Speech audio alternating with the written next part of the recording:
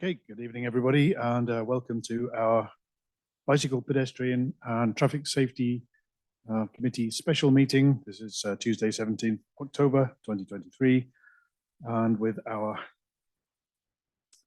agenda here, where's my title?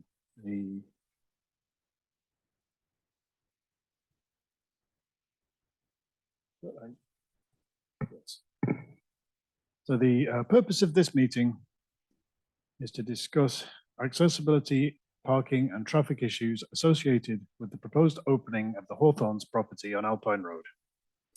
And this is to permit Bicycle, Pedestrian and Traffic Safety Committee to provide an opportunity for community feedback in order to pass that on to Mid-Peninsula Open Space. Howard, is there anything you'd like to say at this time? Well, I think, just a word or two about the meeting format. The agenda, which is available published on the town website, is only to discuss the safety assessment and considerations surrounding the Hawthorns tonight. No other issues, please. The chair will announce each agenda item as an area for discussion. We will take resident comments and other comments. The BPTS will summarize the points of note from that discussion. I realize I've skipped our very first item. I always do this, get carried away, but I should call the meeting to order and undergo our committee roll call. I am Ed Holland, I'm chair. Angela Hay, secretary. Pat Bateman. Kevin Welch. Caroline Brittongen. Thank you, everybody.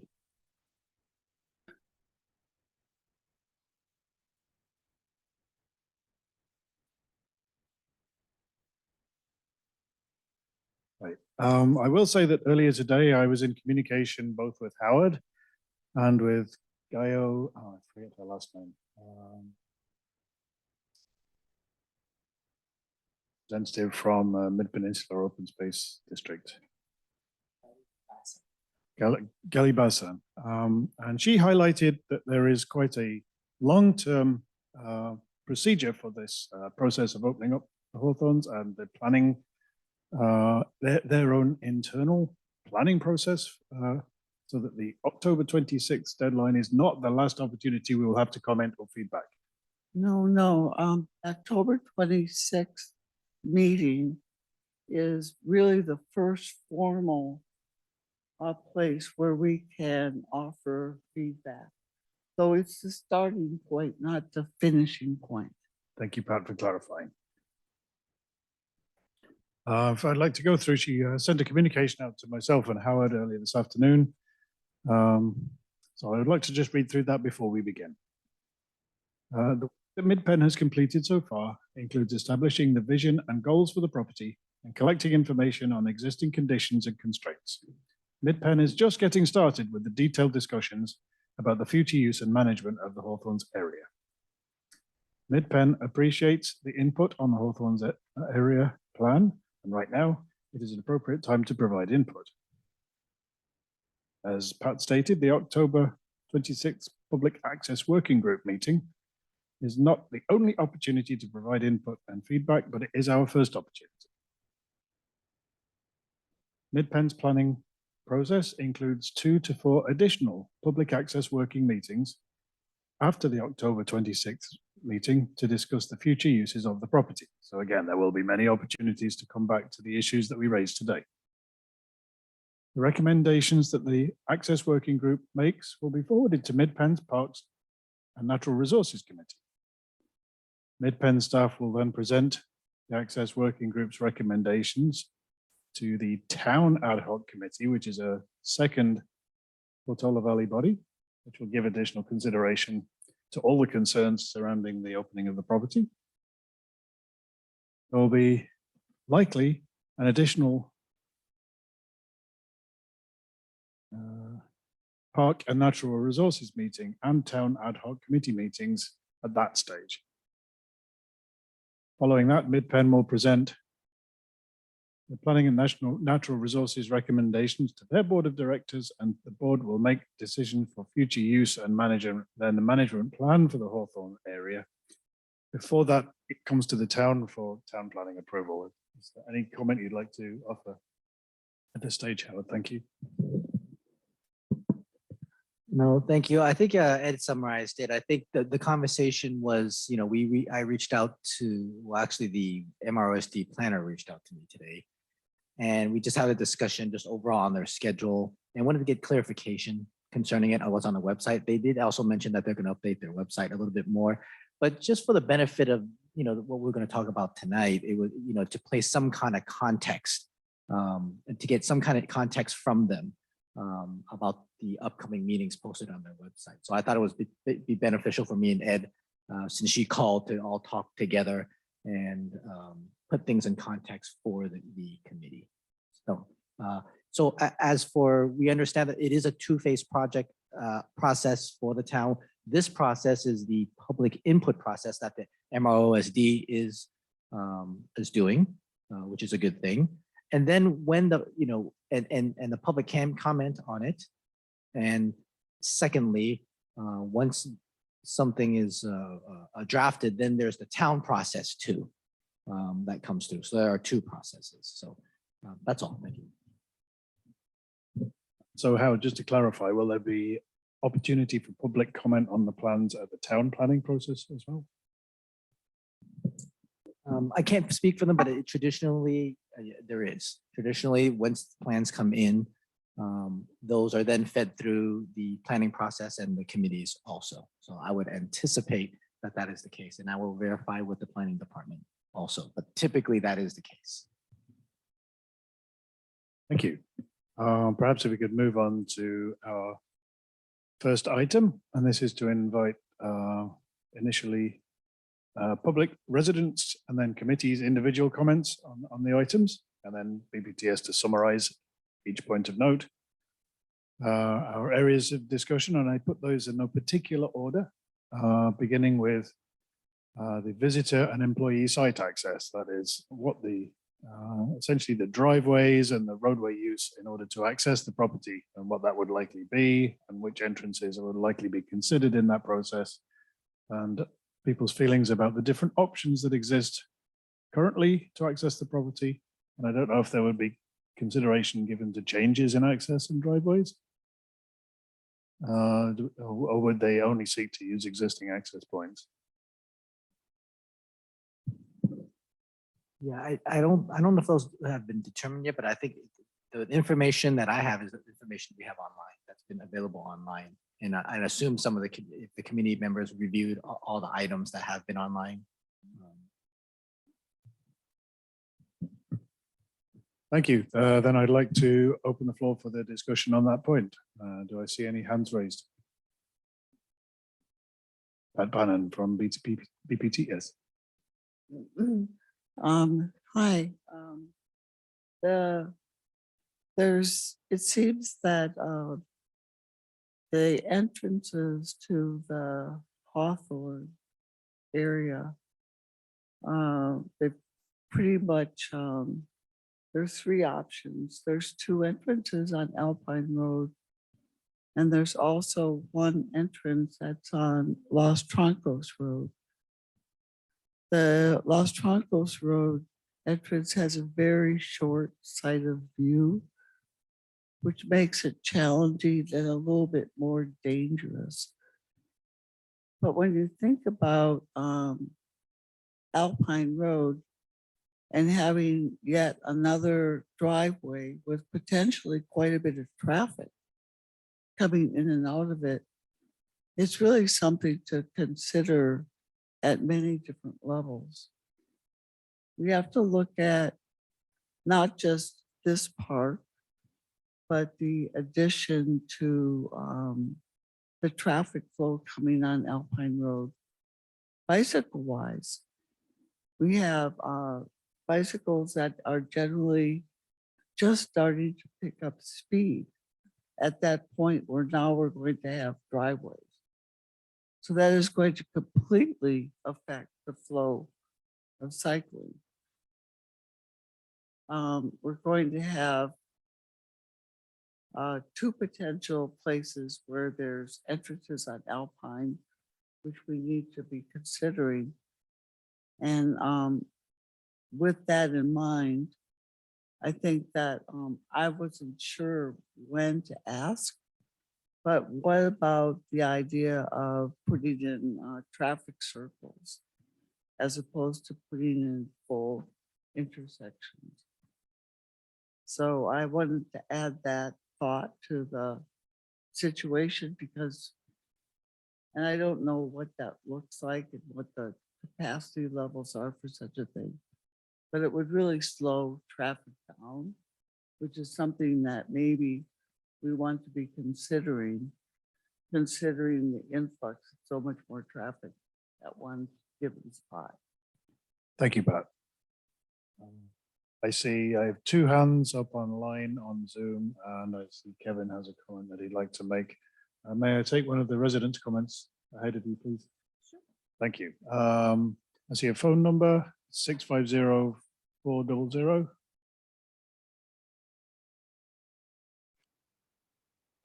Hi, you guys, it's Dana Breen. Hello, Dana. And I thank you for you guys looking at this, all the comments. C is not looking at this and the planning commission, because I think the first thing we do is you look at the Alpine Scenic Corridor element in the general plan. And, you know, everything sort of needs to conform to that because it hasn't changed. So, you know, I'm so thrilled that you guys are looking at the safety and everything, but there are also issues with cutting new driveways into the scenic corridor.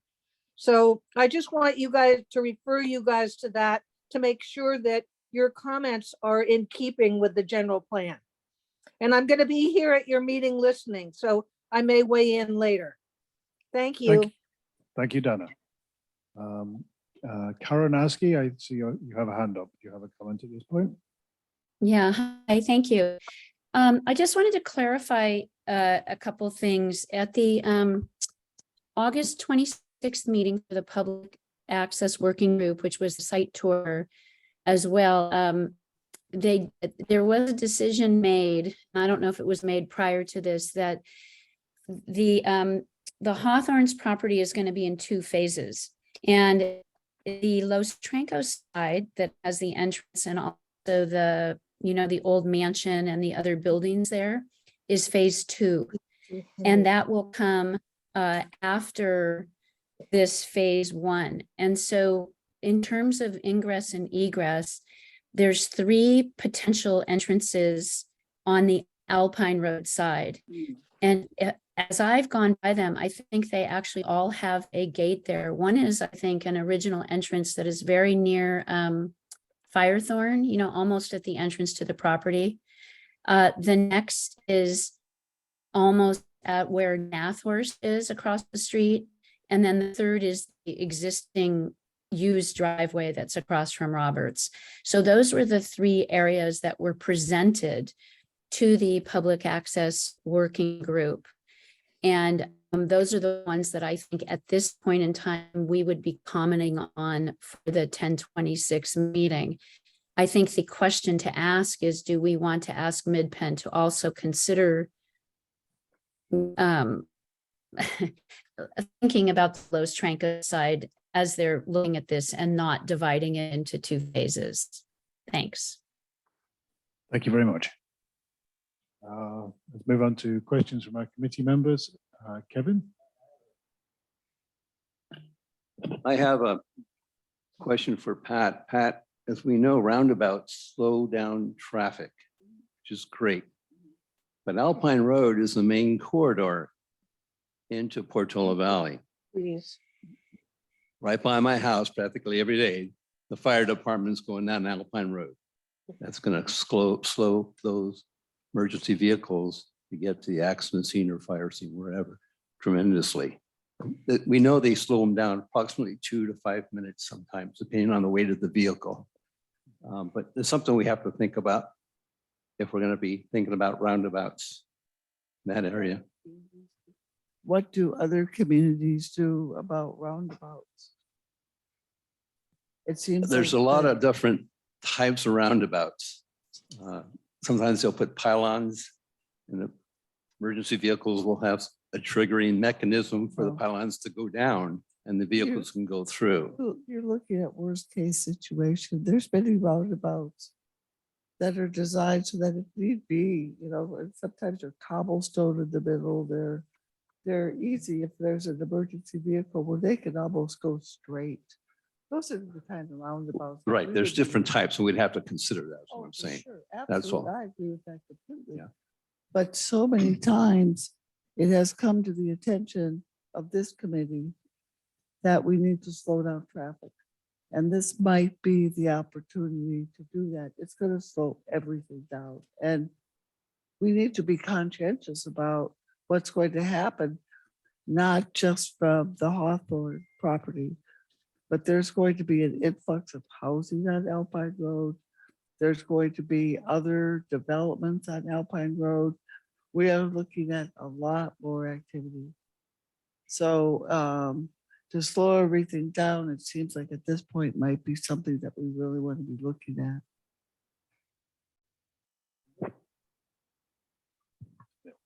I know from the proposed parking as it stands at the moment, there's something like spaces between 30 and 40 cars. But is there any estimate of the anticipated frequency of use, say at busy times, that this new attraction would generate? Caroline, I beg your pardon, I will come to your comment. Well, the way that it's looking, there's one parking area that has 40 spaces. And there's another area that could potentially be used for an additional 40 spaces. This is such a interesting point because, and a different point as far as our agenda, because that's really parking, not the driving, the entrance, egress, ingress, egress. So I don't know if we want to be talking about parking right now because Of course, we do have that as a separate item anyway. Yeah. So let's defer that conversation Okay, and move on. that's- But I think it's important because parking and number of visitors and the amount of traffic do all kind of and there's become some the same thing. absolutely, and there's some interesting history I found out. Additionally, Mid Peninsula had proposed a lot more parking at Woody Hill. And the town of Portola Valley decided to go with the idea of less parking. We'll have less cars, people will, use up those spaces and then they ride their bike. Well, that hasn't really happened. And the proposal as far as what is in this plan, if anyone has looked through that packet of information that's been sent out, there's a whole section towards the end about overflow parking.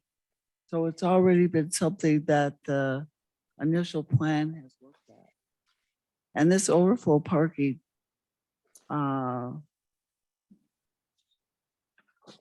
involves a number of things. One of them being we're going to seriously have to look at putting no parking signs on Alpine Road, something we have tried to avoid for years. But if we don't post it, people will park there. Can we afford to have people parking on Alpine Road the way they park on Portola Road for Windy Hill? Because that's potentially what we're looking at. The other overflow parking that they're talking about is behind Roberts, which I don't think is an appropriate game plan to have overflow parking at the grocery store. I mean, something to be, that doesn't seem responsible. And maybe that area is available, but it still doesn't seem like we're encouraging people now to become pedestrians crossing Alpine Road in yet another intersection. We're going to create yet another intersection. If we have that much traffic, overflow parking. So I think what we really want to make sure of, one of the questions that we want to put on this letter is, do we want another traffic study? Because the last one was done in 2019. A lot has changed since then. So with the consideration of this, with the consideration of added housing, with the new center that's going to be on Alpine Road, other developments, do we, ZOTS, the added traffic connected with with ZOTS. It's all just collectively enough, or the question is it enough for us to want another traffic study? That's something we need to talk about tonight. It should be on our recommendation for this project. Thank you, Pat. I think that's a good thing to bring up at the any other business point. The matters arising. Caroline, you've waited a long time. Thank you for your patience. Well, unless somebody has a comment directly to the comments that were just given, because I had a total different approach to this. Okay, So- bearing in mind this is just, we're discussing just one element, which is the access point, and we'll come on to parking and we'll come on to the other things as, Yeah, but as we go but through. I I see, know it's interconnected, so I see this as a huge problem because we have in the last 5 years, in my opinion, we have neglected the general plan and everything that was proposed in the general plan. Talk about Alpine Scenic Corridor. We have the Portola Scenic Corridor. We have Nadehorst. We have our circulation element. And when I look at this and I go back what the intention was in 2003, 2015, warning us about what was going to happen, it happened. And it happened, what, more than 5 years ago. And instead of solving the issue, we kept on going, we kept on bringing more development and without any solutions. So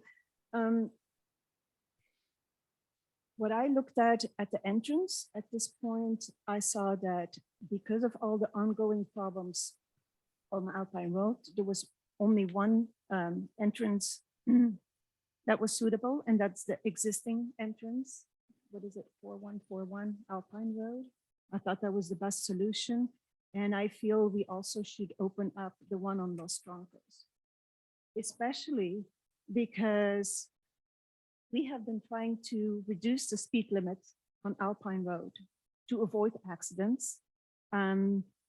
We have consultants. Every project came up with a consultant, and every project came back insufficient impact or less than significant impact. Unfortunately, we have a cumulative negative impact because, in my opinion, those reports were not accurate. It was either 2 days in one time of a year. When you look at the traffic report for the Hawthorns, 9 days in October 2019. Well, a lot has changed since then.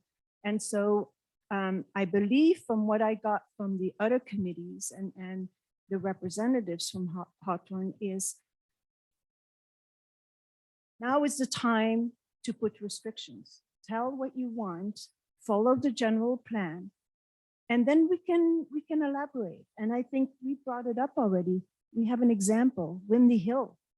What was proposed? Great ideas, but look at the residents. It's still not solved at Willowbrook.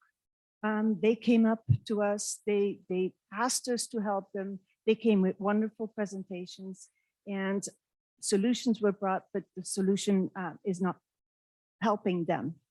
So I think we can use that for Hawthorne and say, listen, Windy Hill was a great example and it didn't work. And we're still struggling with that. And there's so many other developments that have increased the public safety concerns on those boats, scenic corridors. And then don't forget the Nadehorst Triangle, which is a big intersection. So like I said, for the entrance, I would propose 2 of them. And I actually would propose for the time being, the one on Alpine have no access by car during the week, perhaps on the weekends, limited hours. And that would solve all the issues that we have now until we come up with a resolution. Thank you. thank you, Caroline. Kevin, I think you just got your hand up Howard, ahead how of many Angela. spaces are available at the open space Windy Hill? Isn't there about 50, 50? there's only 40 legal parking spots. I know they park illegally in the third area there.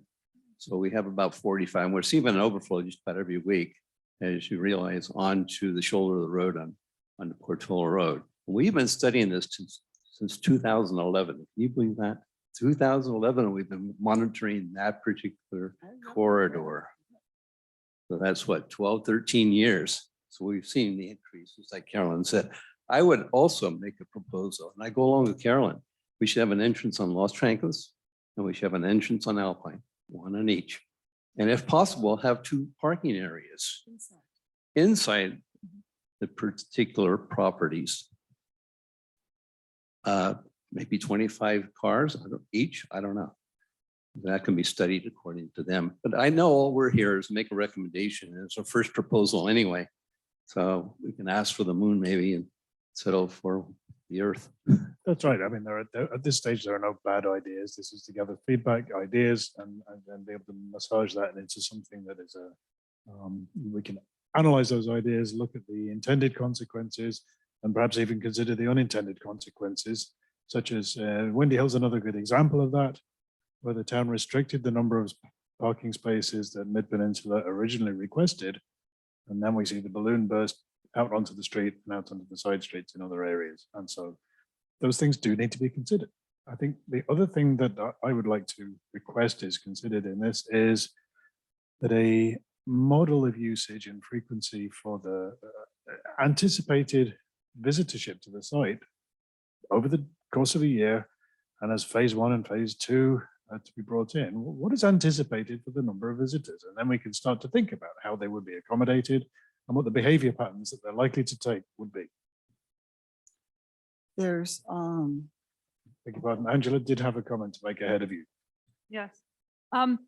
First of all, I would not like to have the current Alpine Road entrance because it's opposite the Willows. And I know that Jim White has been very, very concerned about the residents of the Willows being impacted. Some of them will be walking and some will be on bicycles on the trail by visitors. So I would not have visitors use that entrance. I think the best entrance for Alpine Road would be down by Firethorn, where a lot of work has to be done to make that, but that means the cars go the least amount up Alpine Road. And also I do think that the Los Trancos should be an alternative car park. In fact, I agree with Caroline that it would be a good idea to close Alpine Road on the weekdays when the school traffic and so forth on Alpine Road. And also, I agree with Pat that cyclists do get faster as they go down Alpine Road. So the fewer entrances on Alpine, the better. And fewer cyclists cycle on Los Trancos. That's more a road for cars. Regarding roundabouts, I have just spent 2 weeks driving up the east coast of England and through Wales on very, very tiny roads. And there were plenty of roundabouts that were flat with different colored paving and with very little change to what had been a crossroads. They weren't huge. In Palo Alto, we have examples of very small roundabouts too, where things have not been changed too much. So with minimal engineering, one can make flat roundabouts that people can clearly see if you put red paving in the middle. And or even like we do with the bike lanes, you have green paint, you can have a different color paint or something in the middle. It is actually quite easy to make roundabouts, provided you have good dotted lines, give way signs and circles. And let me tell you, I saw them on roads much narrower than Alpine Road and Portola Road in the UK. So anyway, also, I do think that we should do a simulation, I think we should call for a traffic simulation of cars coming in and out with the numbers of cars anticipated, as Ed says. We need to model this professionally and maybe get some Stanford operations research students or someone to do that. I mean, it doesn't have to be expensive, but modeling, traffic modeling is a well established for the last 50 years. There have been simulations of traffic, and I suggest that this is done. Thank you. I think as a comment to that, Any model should include separating the entrance and egress of the site into two different locations. Perhaps there's an opportunity there to sanitize the entrance and exit from the site. Mhm. Thank you. Any further comments on access, or shall we move on to Oh, I had Further one then. more Thank you. comment about Pat, go ahead. access and parking. One of the things that we need to consider is that they're going to have a trail within the park that's about 1.5 miles long.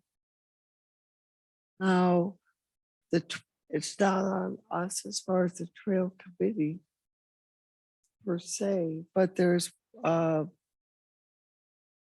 we can recommend, or it's going to make a difference as far as if that trail is connected to the other trails in the vicinity, there's going to be more parking.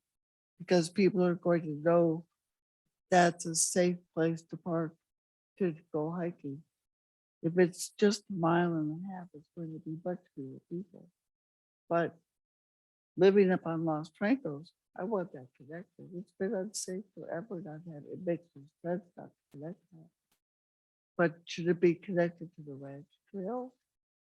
And if it is, there's a parking, there's a difference in parking. So just something to consider when we're talking about quality of cars.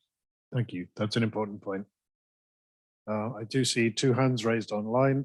Christy, could you go ahead with your comment, please?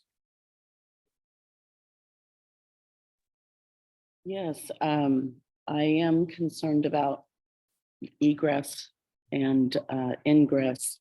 And I think Los Trancos Road should still be open as an option. We should fully understand the reason that was taken off. We have less bikers on Los Trancos, and possibly the line site could be fixed with a removal of a tree. I'm not sure, but there's two entrances we could consider.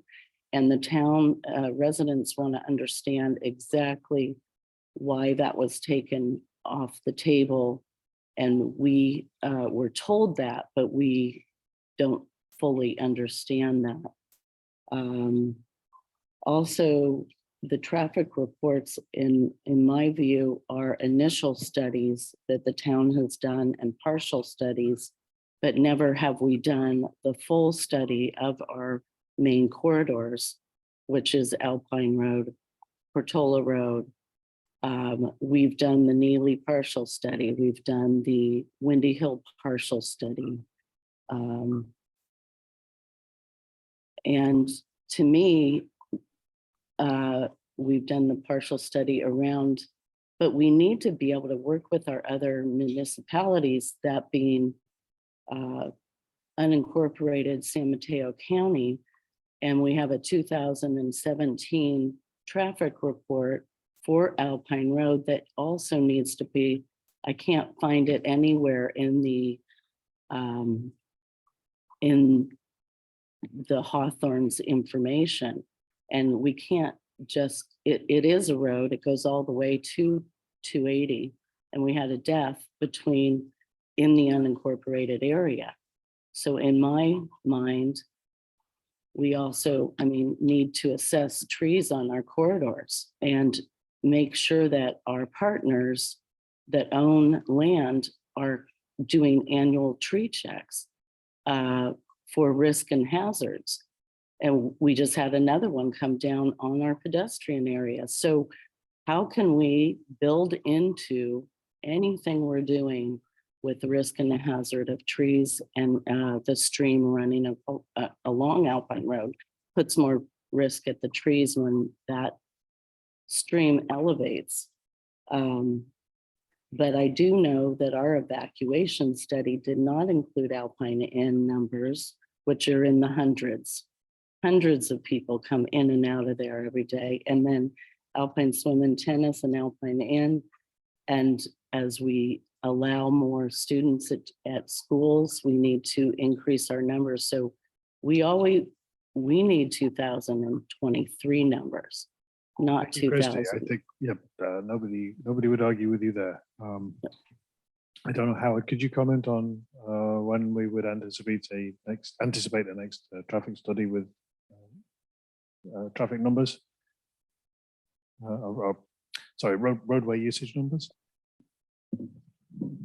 Yeah, those are handled on a case by case basis. So I think, we can discuss if there is one needed coming up, then we can discuss that at a later date.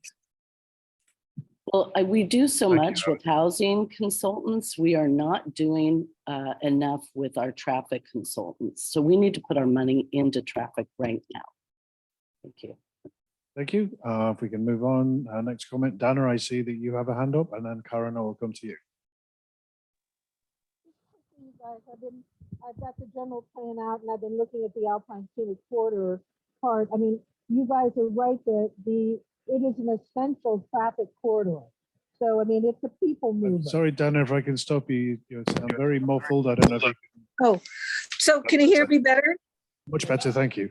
Okay, so just looking quickly at the Alpine Scenic Corridor part of the general plan, and the Alpine is an essential traffic carrier. I mean, the road, it's a people mover. And I like the idea of having roundabouts, but the place where we're really going to need roundabouts is in Ladera and at Westridge. And, you can't go up Alpine Road and have 7 or 8 roundabouts, I don't think, if you are people moving. So I'm worried about that. Also, in the general plan, there's supposed to be as few access points on Alpine as possible, because it's complicated. The scenic corridor is a scenic place that is inviting you into the town, but it is also a people mover. So, it gets complicated there. And just vis-a-vis your comments about Windy Hill, for years I've asked the Planning Commission to study the conditional use permit for the Windy Hill parking lot, because I think it could be redesigned, and I don't know why that hasn't happened. But anyway, I'm really excited about this new possible recreation site, and I want to do whatever we can to make it work. Okay, thanks. I'm still listening. Thank you for your comment. Karen, go ahead with your comment, please. Well, I'm not exactly sure where we are on the agenda now. Are we still? We are still on the first egress? item, but of course, with everything being so interconnected between traffic, parking, and other Yeah. issues, it's easy to wander Okay. off. So, Okay, well, I'm gonna just want to clarify a couple things. So there's a 238-page document that did come out, and I know it was shared. It was given to the Public Access Working Group, and in that document, I think it starts on page 51, is this transportation study for the Hawthorns project. And while some of the information that they looked at and sightlines and such is more current, they used a 2019 traffic study that Portola Valley had done. And I concur with all of you that we need an updated study, because since 2019, we know COVID has occurred and changed traffic patterns. The Alpine Inn has opened, and there's definitely a traffic impact there. Alpine Hills opened their membership to, I think, 50 new members, if not more. Neely Wines opened up a tasting room. So I guess my recommendation to your team is that you do ask for an updated traffic study before moving forward. Thanks. in that situation, who actually covers the cost of that traffic study? Is that the applicant, or is that something that the town has to do? Howard, could you comment, please? That's something the applicant does. What was his response? Okay. I do have a question on the traffic study. Go ahead Can quickly, we- please, Caroline. Can we make proposals in which way that it should be conducted? Because I don't want another single project. I would like to see a cumulative traffic study. I do not know to what extent that we could influence the nature of the study. No, but we could, we could influence the scope. And I think what people are asking for is a complete town simulation of the traffic, Yes. Exactly. and not done by project by project. That's what I hear. Agreed. Thank you. Yes, and I'd also add is taking into consideration the 155 new homes that will be along Alpine, 44 of them basically directly across from Hawthorne's. And also, when they did their traffic study, it says AM and PM, and I don't see times on that. So we really do need to realize that, you know, Mondays, there's no food at Alpine Inn, and there's no food at Alpine Swim and Tennis. That brings down traffic, and I think there's some other restaurants that are closed on Mondays. And time of day is critical. And Wednesdays, Corte Madera gets out early. So I want to know, I want them done at the right times, the right days, for a true, and I think the town should be asking this entity, your committee, could ask the town council and recommend that we get a full traffic study on our main corridors with all of our tributaries and all of our arterials. That would be thorough, because we know what we have coming in the next 8 years, and we're going to need it anyway with the housing element, the RENA cycle. So Thank you. we I have think to that, look that is ahead. true in general, but it is not, we are trying to remain specific to the particular change in use of at a particular area of town. I know everything interconnects, but please let's try and stay focused on that one area. Thank you very much. We've discussed So are we going to vote or are we going to? Not yet. the Regarding the entrances, what we prefer right now? our purpose here is to gather feedback, take down the main points, Okay.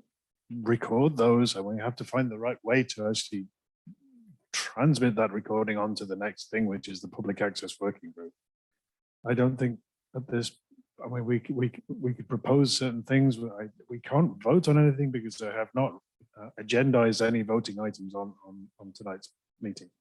To get like a general direction on how we feel about the entrances. There's a, oh, But, well, I think the correct way to do this would be to put our recommendations together as a part of a report, and then vote on that at the next meeting to promulgate that onto the working group. But that would obviously miss the 26th October deadline. So that's why, can we kind of make a decision whether we want 1 or 2 entrances?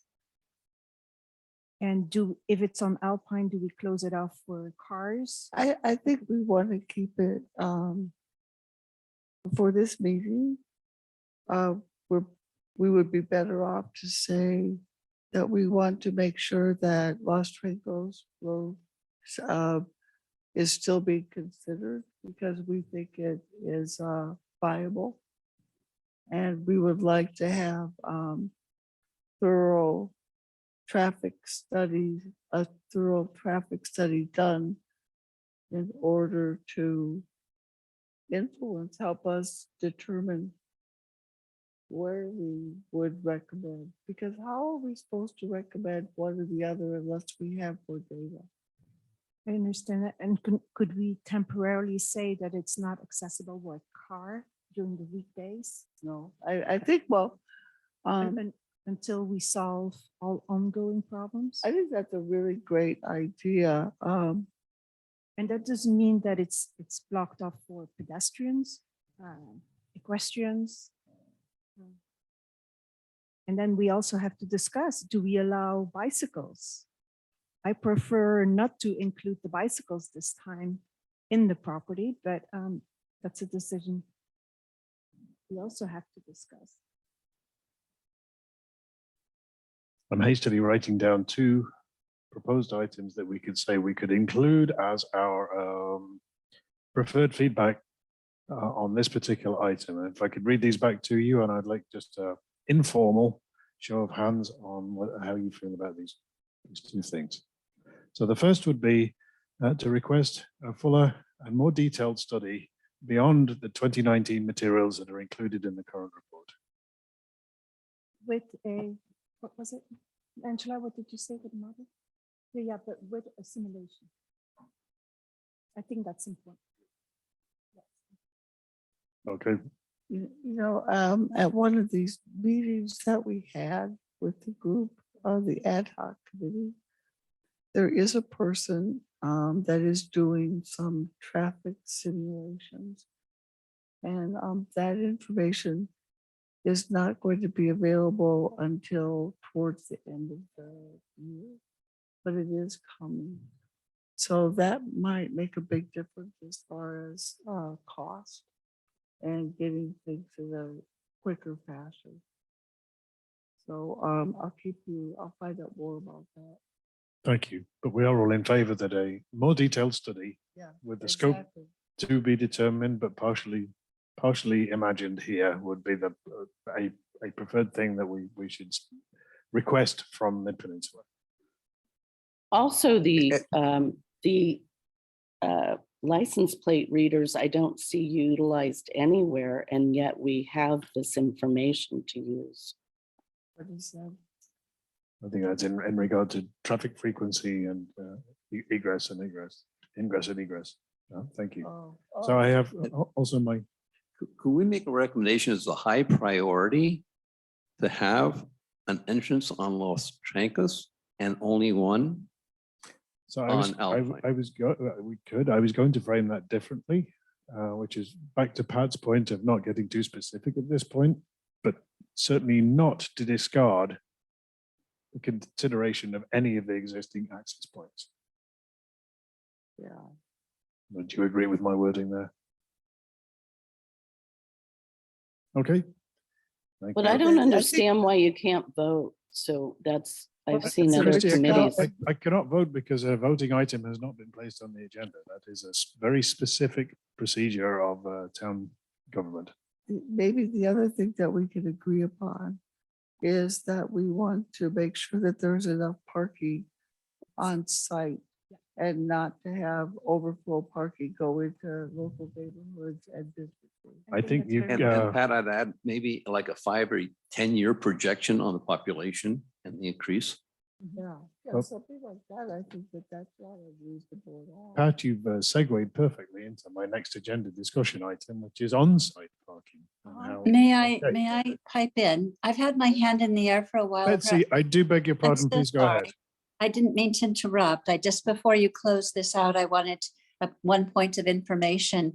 I'm aware of the traffic studies that have been done on behalf of applicants in the past.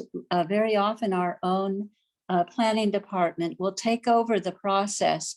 And although it will be reimbursed by the applicant, it's largely driven by the town. And Laura Russell has told me on several occasions that she's engaged with them on what she would call an iterative process.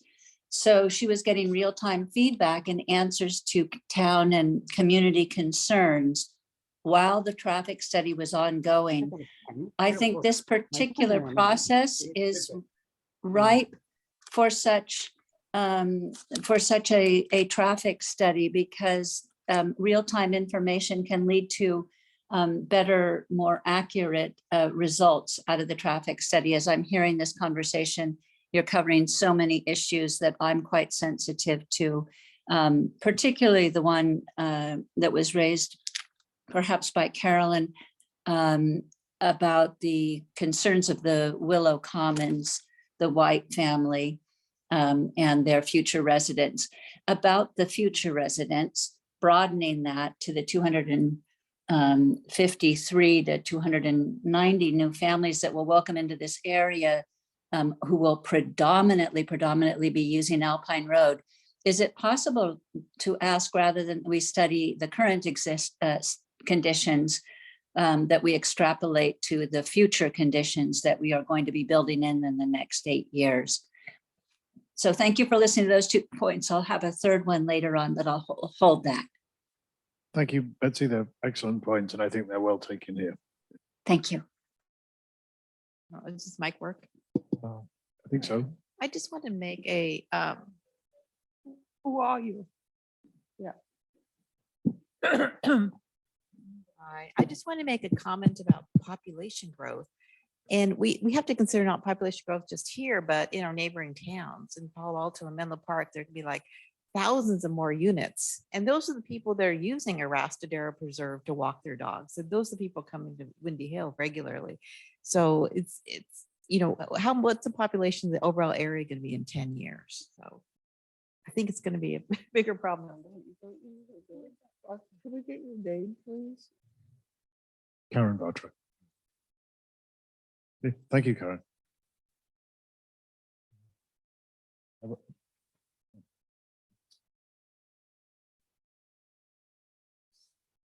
Okay, let's move the discussion now on to our views and thoughts about on-site parking. I think we've very much begun to touch on that with the idea that that should be as capacious as possible to prevent the possibility of overflow. That's a situation that we have seen in the past with this particular organization and the town's response to their application.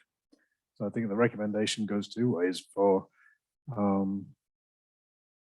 recommendation would go two ways. One, to encourage them to accommodate as many vehicles on site as possible. And then second, for the town to allow them to do that.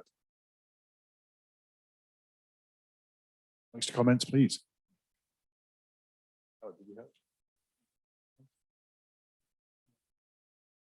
Howard, did you have a response? The comment that I just made in the introduction of the item on on-site parking. No, you know, my probably best to get to committee feedback first, but I guess, you know, on the on-site parking, just a reminder of just some history that, you know, just like we talked about earlier on Windy Hill, decades ago, the town, the proposal by MROSD to have a parking lot twice the size as, you know, as there is now, and the town then indicated they wanted a reduced size parking lot. And in the documents, MROSD did indicate, and the planners do remind us that there was going to be overflow onto Portola Road. So I think, you know, it's probably important to take some lessons learned at Windy Hill and consider that also. I think the committees at this point to provide feedback to MROSD, I think can you voice your opinion? But once again, it's concerning parking that one consideration for the committee is that there is adequate parking for the designated parking plus any overflow in the future. So we don't end up with something like Windy Hill again. And also in, you know, once again, the overflow parking as it relates to coming onto Alpine Road, coming onto Mathorst or Hillbrook, or into any of the residential streets would be a concern. And that's something I would look for also once the official documents come through the town, is the impact to those areas. But once again, it starts with, you know, there could be a discussion that starts with adequate parking and adequate overflow parking, if that's what the committee wants to talk about. Howard, I have a question for you. Let's say that we go ahead, make recommendations, and then we say, okay, we have to add in that overflow parking. How much say do we have as private property? For instance, Roberts has 100 parking spots back there. Let's say they want to use that as the overflow. Do we have any say on that? That would come in the planning approval, is that please? I believe so. Once again, I don't want to speak with the planning department, but I'd have to check with them. But you know, each site has a conditional use permit, and those things have to be looked at also. Unfortunately, what has happened is we have CUPs and then they get amended and amended and amended, and no, there's no oversight. I really think this is a great point about inside parking, and I'm not sure that we want to already consider overflow.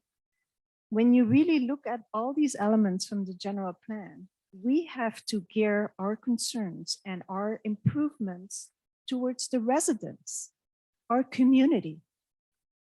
And like we said already, there's going to be an increase. We have already so many problems. We have an increase. So at this time, I think we should suggest to Midpen ample parking, but limited parking. Because the more people, the bigger the parking, the more people will be on our roads. And our residents will be affected by it. So perhaps that's why I said perhaps we should close it during the week because there's so much going on, and do it on the weekend.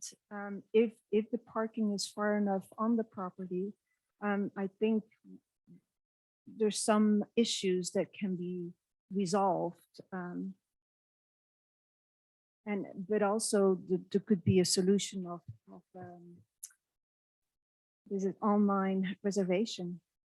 I feel that we have to start reducing. I mean, we're very generous people.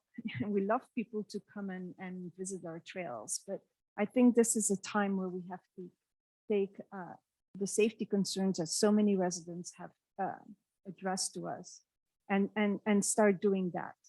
And that's why I would like to go with the limited parking spots inside or parking lots inside the property. And then we will see.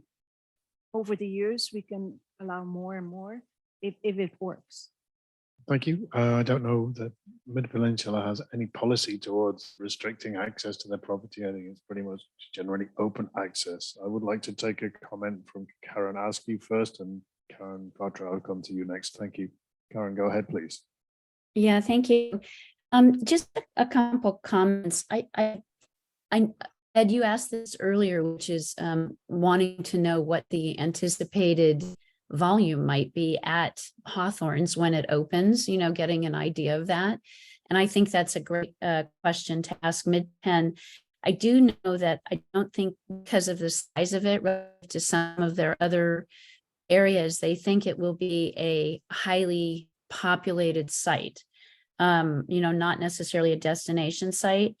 But I personally think that we need to allow for ample parking on site, and whether they have a main lot and they want to have a reserve lot, for overflow, but all on site, that's a great idea. And pointing out some of the safety issues.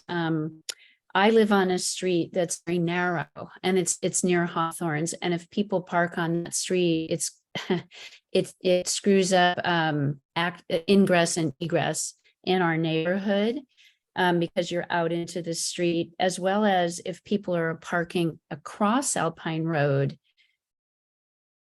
I don't know how many people will actually walk a few blocks to a crosswalk to cross versus starting to jaywalk in that area. So I'm just pointing those out. Those are some thoughts I have, and I would love to see everything accommodated within the site. Thanks. Thank you. Karen Bartra. There was some discussion. I'm a POG member, so I've been to every meeting and read everything. So I'm just trying to help with some background information.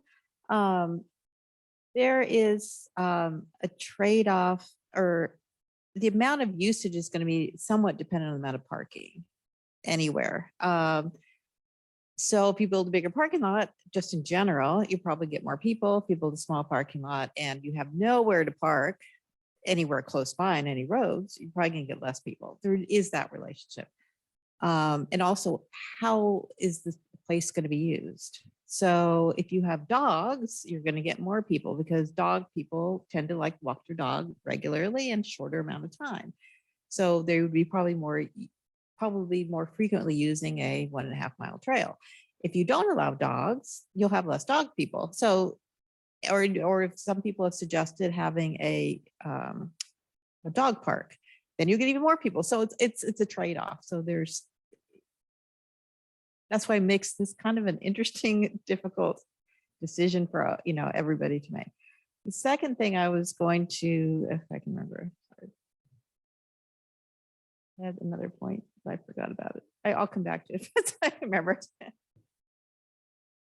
Oh, and now I remember. It's obscure, but there is a Midpen Preserve, I think is outside Los Gatos, that you have to make reservations for. It's in a local neighborhood. It's very small. And so, and then there's other parks that are starting to do this now. There's one down in Morgan Hill there's a community you have to drive through, so you have to make reservations. And there are parks like Teague Hill that I've only been there once. The trails are terrible, terrible shape. So there is some flexibility there. I'm not sure having it be That's reservation interesting. And those things may obviously apply differently to the phase one, where it's just access to the land, and phase two, where it's access to the property. If there's a historic element that's, visits to the mansion house and things like that, maybe a reservation basis. I can imagine how those might play differently. Right. Yes. I have one hand up. Christy, you have a comment for us, please? Yes, I think we should not do the second parking lot overflow at this time. As you can see with the Rancho San Antonio, they've added 2 or 3 parking lots since they first began the project. And from what I can see with the 1.2 miles, they've made that trail so it would go by the overflow possible parking areas. I do not think it should be on Alpine Road. I do think it should be up and over the hill, and they call the meadow, and where we've been parking currently for the tours. And then it would not affect the scenic corridor if we had to go there. But I still think they should be looking at Los Trancos, and we need the residents, I guess somebody decided, need to understand why that was taken off the table. But anytime you add over 100 cars, a form needs to be filled out by San Mateo County to a road, and over 100 cars, you have an increase in vehicle miles traveled. That's how many times you and I would go in and out of our house a day. Say it would be 6 times. Then that equals increase in greenhouse gas emissions. So this is all connected to green gas emissions, and which we're supposed to be bringing down. So the air quality along our corridors would change from increased vehicles and obviously noise as well. But I do want to say that I think the cars should be accommodated, and at one site, and that site still is yet to be determined. And as we can see, if what you're saying is true, that we knew all along that Windy Hill was going to cause overflow on Patola Road, and we learned from that, we need to eliminate that right now in any way we can, because it causes danger for the bikes, people coming in, and for our residents. And I just don't want to see, the speed is quite elevated at the entrances they're talking about on Alpine Road from Yes. bikers. Thank you, Thank Christy. you. I have a comment from Angela. I think we shouldn't have too large a car park. On the other hand, I don't want to have any cars parking in the streets. And it does seem that Mid-Penn has half the field next to the current car park on Portola Road. So could they use the back of that for overflow parking from Windy Hill to alleviate the Windy Hill parking as well as part of their increasing the parking in the Hawthorns? Could we say to Mid-Penn, well, there are going to be maybe 100 more cars or something, but can we divert some of them to a field that's screened by a hedge that they have on Portola Road? Interesting idea. That's something to keep in mind. Any further comments? Caroline, did you have something? No? No. Oh, okay. Yeah, I think we should restrict more cars coming in and solve our problems first. So my I next think item that's would be- it's a difficult problem, because what we've seen with Windy Hill is that on a nice day, good conditions, everybody's discovered it during COVID. If people know there's a facility there, they're going to come, they're going to park, they're going to find somewhere to go, and they're not going to just turn around and go home again. No, but if it's advertised as, sorry, but it's open during restricted hours, or it's only open certain days. I mean, basically, it's open for hikers for perhaps dog walkers, for families to enjoy, for equestrians. And that was the main purpose of our general plan. You know, we wanted to make alternative or create alternative ways to reduce the cars in our town. And I don't think we have done enough to accomplish that. So That's a good consideration. I think perhaps in a sense that Windy Hill being a rather large area with many trails and lots of access for recreation and very few parking spaces is perhaps almost an opposite case from this, where there's potential to have rather a large proportion of parking spaces in relation to the amount of trail access there would be if that system is closed. And if the system is open, this is another question I know we've already raised. I don't want to get too far off track, but I think. but we have other problems in that area and we haven't solved those. So Yes, we that's- do. It's a busier area of town. There's lots of local egress and ingress from the hardware store, Robert's store, and the Willow Commons is will be coming, there, yeah, so- and those things. So those are very important points. I do think we need to encourage bikes in parking. And so bike parking and bike lockers possibly for people to lock their bikes there if they're hiking would be a good idea. Absolutely. Agreed. Thank you. Christy, do you have a hand raised again? Yes, I wanted to make sure we talked about, it could just be, I'm throwing out ideas here because this is an idea gathering session. You could just do buses and equestrian, larger parking by reservation. That's one idea. And then it was brought up that shuttling, using some type of bus system, shuttling people in versus each car driving in with one person. How would that look? I think some of their parks have a shuttling system. I know when I went to a park in one place, probably in another state, we all parked in a huge parking lot and we had to have a reservation for a shuttle that took us to the beginning of this trail. So I know Mammoth has that for the Rainbow Waterfall. You cannot hike back in there. You have to take a bus back in there. So let's keep that in mind as well. Thank you. Angelo, you have one point? The high cost of free parking. Maybe we should charge people for parking and ask Mid-Penn to charge for parking. That would keep the number of cars down. But then the people are going to be parking on the outside of the park. Yeah. That's going to encourage on-street parking. Because I thought of that too, but it just seems like, yes, that parking lot will be empty. How about but our streets parking will be meters? full. Would you say? I think that contravenes our general plan and rural code. So one, I hear structures, and one thing, when we take consideration of the general plan and the rural character of the town, and something that we've been talking about a lot is signage in the scenic corridor. Because, parking, if it becomes an issue, concern would be signs every 150 feet up and down Alpine Road or on residential streets to alleviate that problem. So once again, it's something to think about as a whole, because the lessons learned at Windy Hill is we're concerned about overflow parking and no parking signs in the scenic corridor and overflowing onto neighborhood streets too. So, thank you.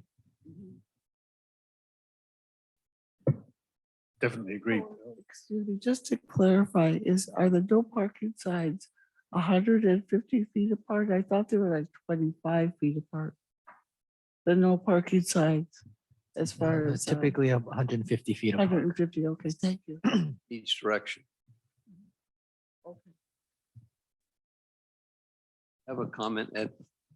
Please go How ahead. do we encourage more horses out here, more bicycles out here, more walkers out here, and less traffic?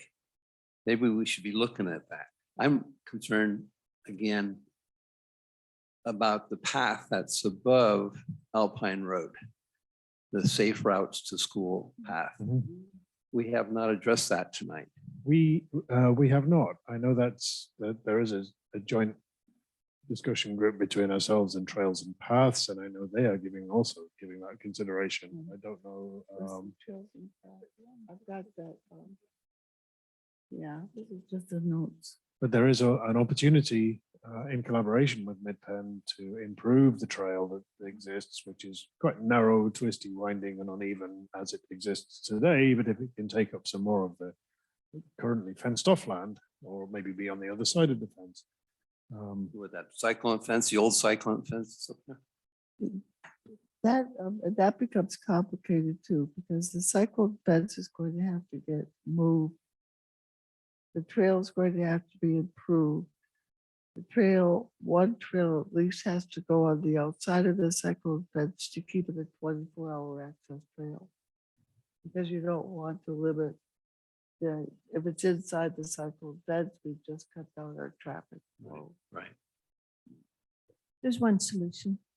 We can lower the speed limit.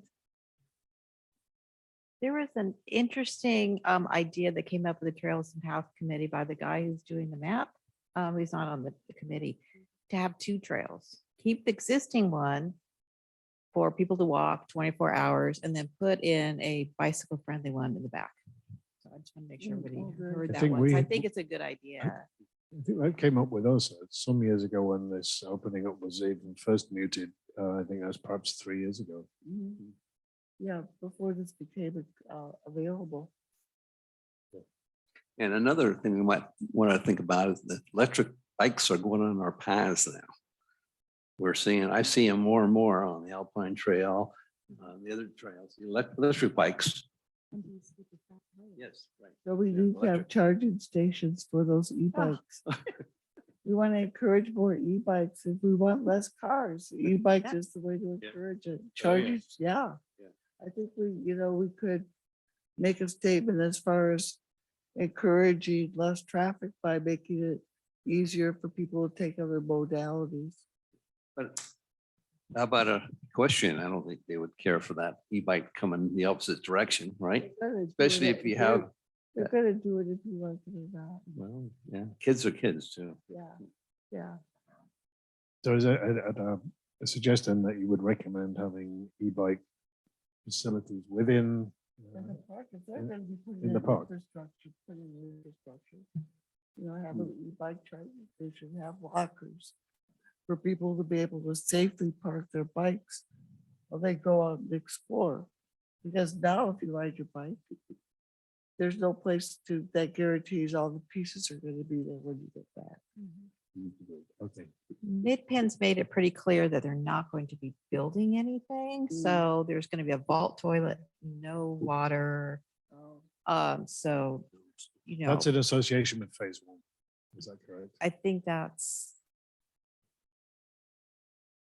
Yeah, it's good for phase one. I'll just say that there. So don't get too fancy. Maybe you could have something built where you could lock a bike somehow, but I'm not even sure that would be okay. So just to Okay, clarify. so let's stick with safe bike parking, because I think that's really important.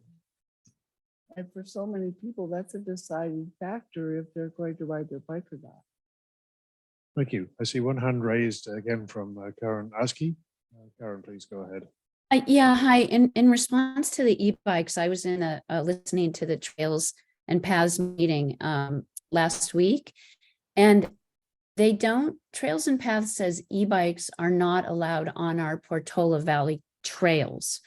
So I just want to clarify that the e-bikes would have to be on the road, which is fine, but the trails, the trails right now, e-bikes are not supposed to be on them.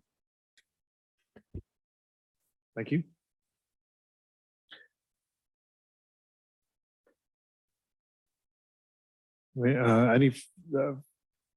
Perhaps now it's come to a good junction where we can sum up a little on our thoughts on the feedback collected on parking and control of overspill. And I think at that point, I'd like to start to wind up our comments. We do have some other things to discuss, which was safe routes to school and the consideration of the safety of trail crossings. And I think after that point, I'd like to draw the meeting to a close. On the matter of parking, I think we would, if I surmise for everybody, would not want to restrict the ability of Midpen to develop on-site parking and have that allowed by them to the maximum degree possible. Again, it would have to be based on a model of the anticipated usage to balance the draw that the parking creates because it's there and it's available as space to visit the place versus having too little parking and causing an overspill problem. I don't know how to frame that as a response and a feedback, but very easily. But perhaps somebody else could help me out there.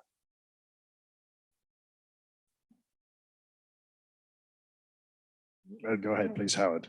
You know, I'd like to help out just a little. One of the thoughts is, I heard there's some concerns about, oh, you know, a bigger parking lot draws more people. And then there's a concern about not having a big enough parking lot. But one of the thought processes would be, well, you have a certain, you do a study, you find out what lot is needed. But then you reserve a spot that there's enough overflow parking next to it. So that it can handle future accommodations. So that the point is not to put a parking lot where only, let's say, 25 spots can fit in only, and there's absolutely no opportunity for overflow. You know, the thought process could be, if the committee, you know, wants to voice it, is that you have a certain amount of parking spots based on the study that you want, but then an area close by that is maybe gated or fenced off that provides overflow parking in the future, or a space that is ample, big enough so that they can. So you're not in a situation like in Windy Hill, there's really no room for expansion anymore. So You know, that's one and thought process. it might be a good idea for that overflow area for it to be as undeveloped as possible, so that it's a gravel or even dirt, but it's available for parking if necessary, because then it's not inviting. It's also environmentally much friendlier not to have any more pavement. And Agreed. it's available if need be.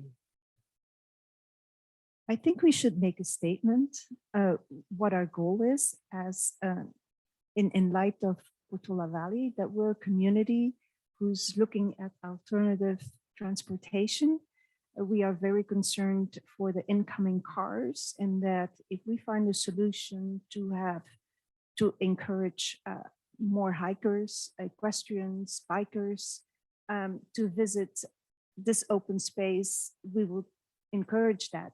But I think we should make a statement that we don't want more cars in our town. Basically, that's it. Thank you. I think mostly what I hear is we should look to ensure that we recommend that, or would request that an adequate amount of parking on a sort of average usage basis would be prepared or would be made available. With the opportunity for overflow parking that is as little developed in terms of the land area as possible. So minimize the amount of additional paving in town and the minimal change in the rural character towards paving over the town. The ultimate goal being no on-street parking. With the ultimate, can't hear that. With the ultimate goal, I will relay with the ultimate goal to avoid overspill parking to the maximum possibility. Angela, please go ahead. Do we want to say that no parking should be visible from either Los Trancos or Alpine roads because of scenic corridor? That's a very good point. That's So beautiful. the parking should be accommodated in a way that is concealed. It's good. Thank you. I think we've summed that up well. Kevin, do you look like you had a comment there? Something to say? No? Okay. All right. Our last item is the consideration of safe routes to school and the crossing of driveways with trails, and then the possibilities for trail improvements. I think we've touched on that a little bit already. I think that's very much up in the air, depending on how the fence moves, the land is used, and the access ability and how that plays with our existing easement in the town. I don't know, Howard, do you have some comment about trail improvement? Yeah, so I think we limit this to trail crossings concerning, because the trails committee is gonna review and comment on the trails. But when we talk about trail crossings, there is a standard for that in town already. There is already a standard for that. Trails require scoring and so on. So I just wanted to preface with, the committee can comment on it, but there is already a standard when it comes to the town for review for crossings. So that would include sight lines for safety for trail users and for egress and egress of vehicles and for all the anticipated users of the trails. So you're saying scoring for equestrian use so that the trail is not slippery. Howard, I have a question for you. Going down Alpine from Portola, you have a flat area, then it starts downgrade, right? Is that whole area on the shoulder, is that 5 foot width on the shoulder? All the way down to Ladera? I can tell you, I cycled this morning and the leaves are coming in at some places. It should be, but I don't think it is at the moment. Yeah, I don't have the measurements offhand, but I believe it is 5 feet. That's something that we were trying to do as we resurface. I think the Caltrans standard is 5 feet with the curb and 4 feet wide when it's without a curb. And I believe I don't have, I would have to go measure it with a Yeah. tape right now. Okay. But once Angela says that there is slough that comes off and that sometimes eats into it too. And that's a more of that's a maintenance issue. And if you do see that, then just call us or PB Connected. But the answer is, I believe it is, but however, I have to go out and measure. Actually, some of the worst stuff is at the mid-pen driveway where half of the bike lane is covered with gravel. And that's something to consider if they're having an entrance there, because the gravel sweeps down in the rain and is actually taking up half the shoulder at the moment. Yeah, I can confirm that. So I think, once again, there are requirements for trail crossings, and once that comes to the town for review, those would be implemented. And, typically scoring sight lines will be looked at, erosion will be looked at that time also. I hope they take into consideration and not removing any of the foliage on that part of Alpine Road. I think that goes beyond our consideration, but I'm sure Conservation Committee will have something to weigh in on this matter as well. So, Yeah, they've already said that if they put in 40 along Alpine Road, that the trees have to be removed for safety. That came from a parking engineer at the site when I did the walkthrough. okay, thank you. I think as we've summed up all of our talking points along the way, I don't particularly have any closing comments for the meeting, but if anyone on the committee or anybody has a last comment for us on the panel of residents, then please raise a hand and let's close out the meeting. And I'd like to be finished up by 8:30. Thank you. I don't want to take any time on this, but one of the things that really you touched on, but not clearly yet, is where they're going to open the cyclone fence, where so that you can walk in, and whether, for example, your ideas about having parking for bikes or e-bikes, you could have parking for bikes and e-bikes other places where other openings were, for example, and making sure we have the crosswalk and know which ones we're going to use, because obviously the best one would be an opening directly across from the current crosswalk.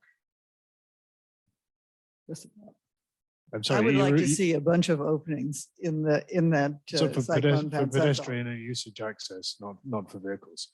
So it's Not for vehicles, yeah. So horses, bikes could be parked there, maybe, all that kind of stuff to make it a little more inviting.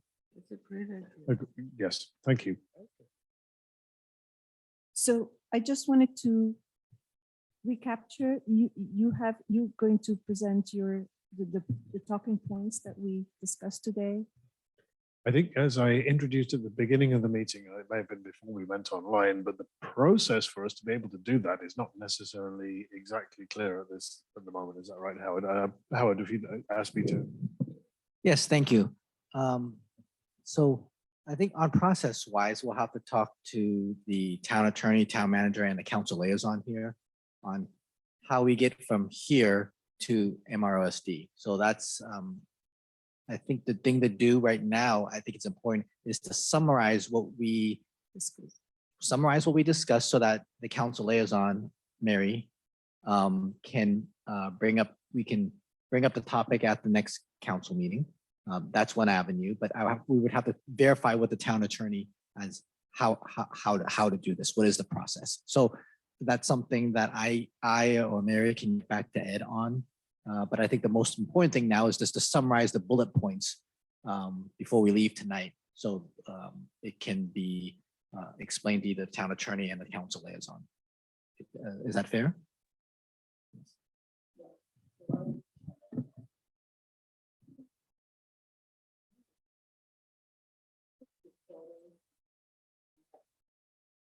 We can't hear. Mary's coming to the stand. Thank you, Mary. Just saying that I'm working right now on the liaison report and I can submit it this Friday and for next council meeting to discuss. Thank you. So if you could make sure I get the bullet points, Is it that'd be great. satisfactory to collect those bullet points? You can send me yours by email and send those to you privately, or is that something we Perfect. should just cover one more time here out in the open and then agree that that's what I will communicate? Your choice. I would like to get those as well as you would for the Thursday ad hoc meeting. I'll make sure that everybody gets a copy of that as soon as it's available. I'll try to summarize something in the minutes. Can't promise. I very much appreciate everybody's last minute scramble to get this pulled together. I don't have anything And then- further to say. Are we But good? And what there I are want to 4 have- hands up. There are 4 hands up. Thank you very much. Just a moment, we'll come to you. Are we going to attend that meeting on the 26th? There's another meeting Thursday, an ad hoc meeting for is to prepare for the 26th meeting. We can't hear. There's another meeting of the ad hoc committee this Thursday, which if I have the notes, I can share with them because we're putting together kind of an outline statement as far as how all the different committees in Portola Valley. So I'll send that out too as soon as I have this input from us. I'll send that to everyone that was here today. Thank you. Thank you. Thank you, Rita, for reminding me there are hands up. It's actually very hard to run mission control here and see what's going on. I'll start at the bottom of the screen there. Karanowski, please make your comment and please keep your comments as brief as possible. I think we'd all like to go home at this point.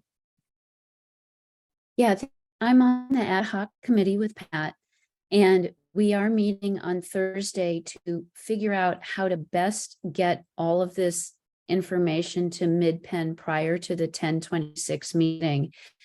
Mid-Penn has made it clear that we should submit our comments in writing because we may only have a minute of speaking time per person at the meeting, depending on how many folks want to speak there. But our goal as the ad hoc meeting is to collect that data, get the consensus, and then represent our town as best we can. Thanks. Thank you. Thank you very much. I'll move on to Christy. Please make your comment, and if you can keep it to within a minute, that would be appreciated. Yeah, I was noticing that the last time that our town had communication with Mid-Penn was 2014.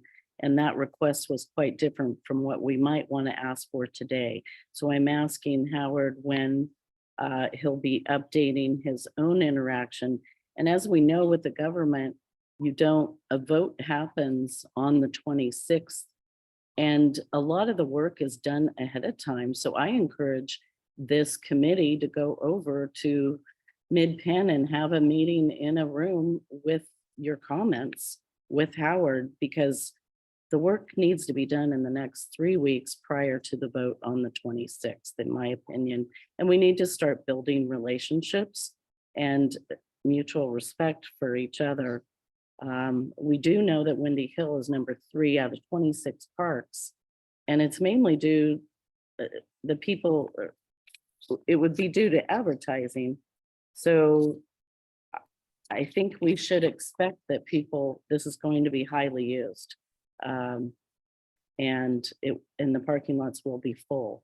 And I am concerned with the cement runoff and drainage issues.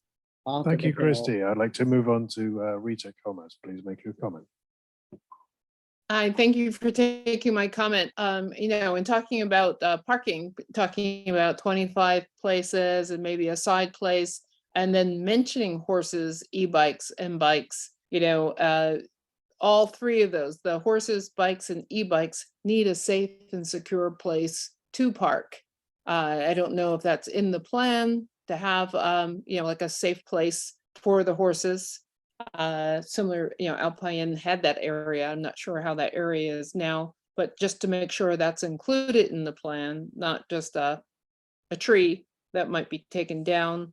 And then I haven't heard, and I came in late, and I apologize, anything about all the building that will be happening right in the corridor and how that will affect this plan and the extra parking and the project in general. I think we're doing our best to understand it in the scope of that, but that's obviously becomes a much larger problem to tackle. Well, please mention it as a footnote, because it doesn't mean that they're aware of it when they're making their plans, but it will affect everyone in this town, and the people coming may not, if there's a truck or a hole in the street, then they'll be looking for other places to park. So I think it's important to have it as part of the conversation. Thank you. Thank you. Last comment, please, from Betsy. Yes, thank you, Chair. And I just wanted to weigh in on an exchange that I had with Mid-Penn regarding their future process and planning for the historic complex 13 acres. So the specific information that I received was a confirmation that and I'm quoting this, in early 2024, staff will be looking to Mid-Penn's Board of Directors for guidance and input on the future use and management of the historic complex. Jumping down a couple of sentences, there are no specific plans. We do not anticipate a future public access working group for the historic complex, although they did allow separately that there would be some process for public engagement.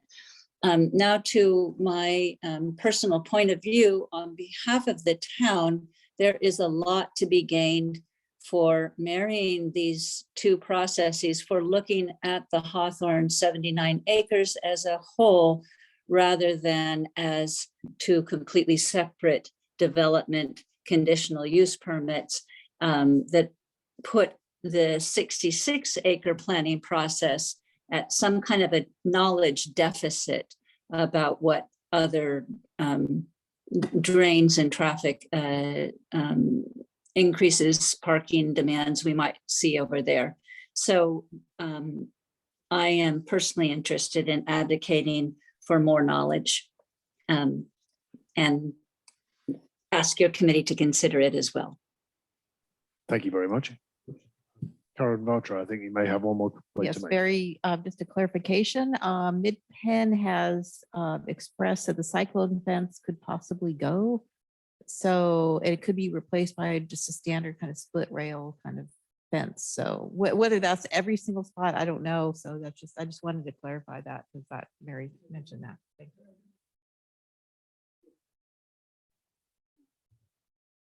Okay, in terms of summing up this meeting, Howard has suggested, and I think it's a good idea, that we go through The main points that are related to the agenda items and areas for discussion, and what we've casually termed the bullet points, which are the initial feedback outcome from this meeting.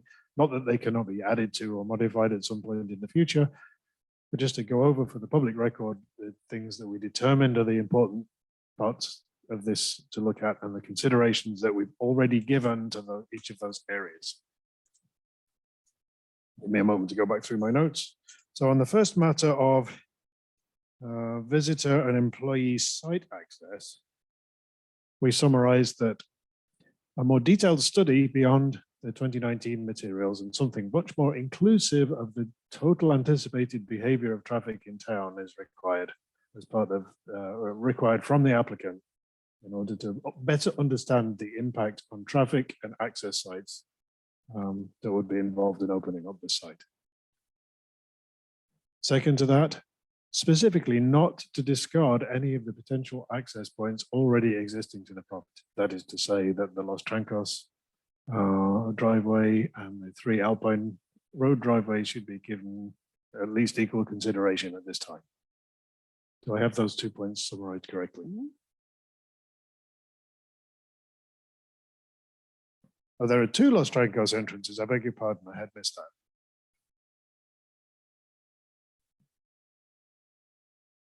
I think using existing access points could be awkward if Mid-Penn think they've discarded Los Trancos already. But it It's wasn't our a, place to say that there should be an alternative consideration. That's all we can say. So, yeah, it was not made very public.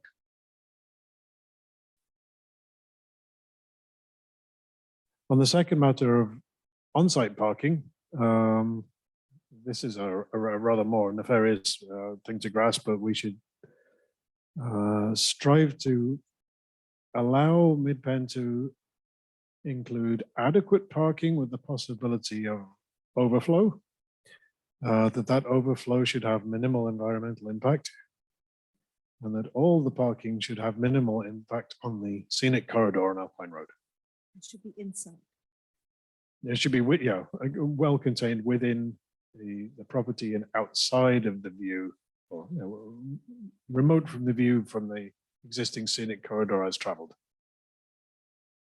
At this point, do we also mention that we want to limit the amount of visitors by car? Or you don't think that's important? And to provide to the maximum extent possible opportunities for visitors using alternative transport. Thank you. And on our last point, major point, which was also that the arrangement of parking should be sought to minimize the potential for parking overspill. The residential streets and local roadways should not be impacted to the maximum extent that Yes, and it's achievable. we can quote the Windy Hill. We don't want a second incident like that. Yep. And then lastly, in the term of trail crossings and trail improvements, that would be the trail crossings would be considered as they meeting the town's existing standards. And that would be all considered as part of the approval in the planning process that will take place in the town after Mid-Penn's own internal planning and proposal takes place. Do I have that correct, Howard? Howard's nodding. Good. I didn't hear anything about horse parking or bus parking. What are your recommendations? I'd never put them together. I did not include those. These are making very specific recommendations. Accommodation for equestrian visitors definitely should be considered. And the access should be suitable for bus parking or bus access. Did we discuss that? Well, what do we say? I mean, I have a request. Do we not want to say that at this time? don't think we should include it. Not at this time. Yeah. We did discuss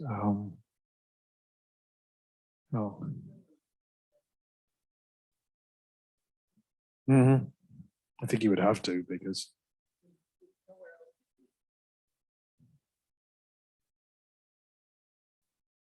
We can't hear. The question was, we had discussed access for bus or shuttle bus, and the possibility that site access be by reservation, which is not excluded in other mid peninsula sites. So that is something we could recommend is given consideration. Yeah, I think that's a good idea.